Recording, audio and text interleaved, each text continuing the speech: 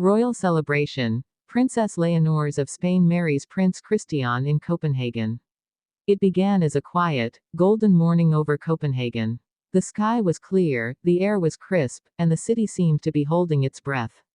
Crowds lined the streets, flags waved from every window, and the sound of church bells rippled through the heart of Denmark. Everyone knew this day would be special, but no one expected what they were about to witness.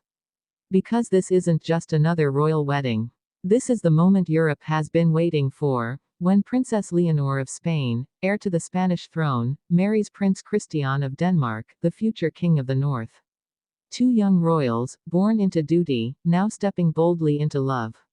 And the world, completely captivated. But here's what stunned everyone. This wasn't a ceremony of cold tradition or scripted formality.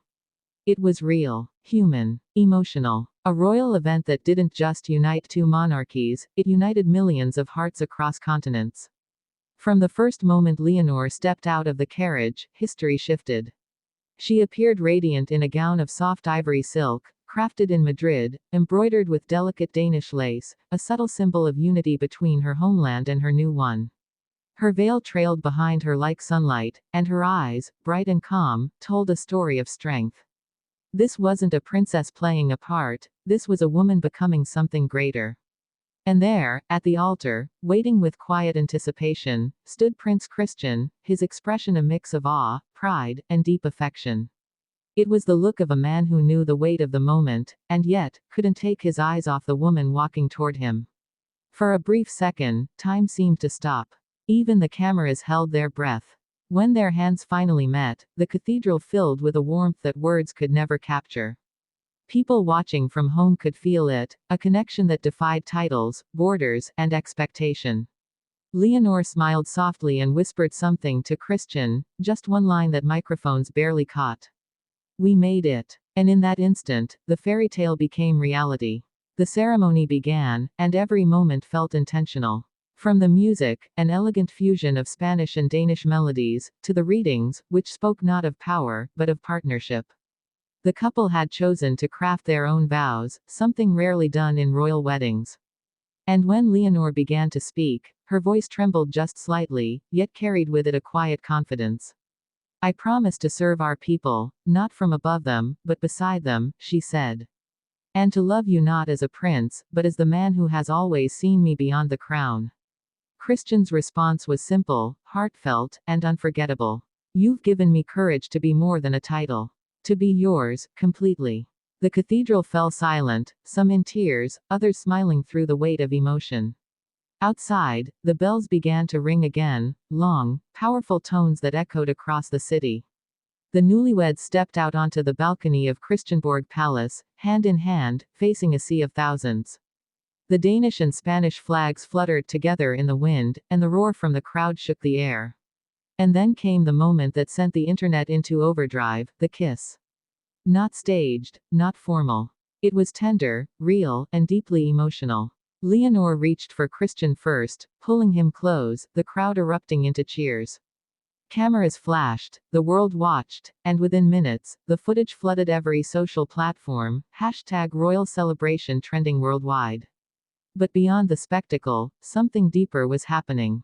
For Spain, this was more than a royal wedding, it was a promise of renewal. After years of political tension and modernization debates, seeing their young princess unite in love and duty reignited a sense of pride across the nation.